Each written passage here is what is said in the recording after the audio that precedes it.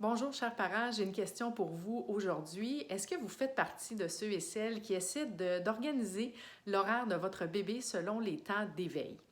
Je vous pose la question parce que j'ai eu une conversation hier avec une cliente, c'est ce qui a inspiré mon vidéo d'aujourd'hui.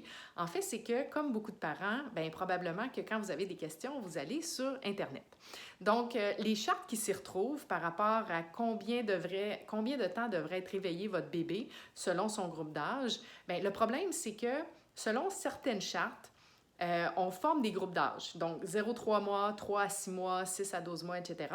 Donc, quand les groupes sont très, très larges, bien, c'est sûr qu'un bébé de 6 mois versus un bébé de 11 mois n'aura pas nécessairement la capacité d'avoir le même temps d'éveil. Ça, c'est une chose.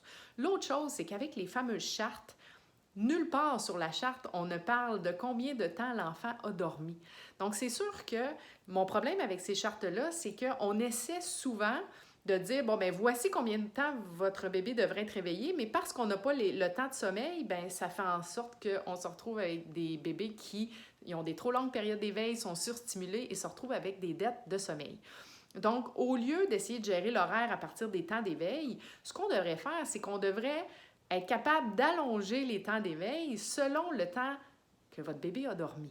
Donc, les fameuses siestes, si les siestes sont très, très difficiles, bien, c'est sûr que la période qui suit va devoir être réduite pour essayer de récupérer parce que dépendamment encore là de l'âge de l'enfant, si on a un enfant, par exemple, de 6 mois qui a dormi une sieste de 45 minutes, puis après ça, il y a une période d'éveil de 3 heures qui suit, c'est beaucoup trop long. Donc, si ces chartes-là fonctionnaient vraiment très bien, bien, on aurait peut-être moins d'enfants qui se retrouvent avec des symptômes là, de dette de sommeil. Donc, si vous avez un enfant qui a des pleurs au coucher, a de la difficulté à s'endormir, il y avait des super belles siestes et là, ça réduit en termes de temps et de qualité, c'est pas bon signe, c'est un signe de fatigue, d'accumulation de fatigue. Si vous avez un enfant qui se réveille la nuit en pleurant, si vous avez un enfant qui se lève le matin en pleurant ou qui a des réveils trop matinales, donc qui se réveille vers 5 heures du matin, c'est sûr que ça, c'est tous des signes d'accumulation de fatigue, c'est que l'enfant ne dort pas assez. Donc, au lieu de faire l'horaire à partir des temps d'éveil, on devrait observer combien de temps dort notre enfant et plus il dort longtemps, bien, plus on va être éventuellement capable d'allonger les périodes d'éveil. Donc, j'espère que ça fait du sens pour vous, que ça vous donne une piste de solution par rapport à ce qui se passe à la maison.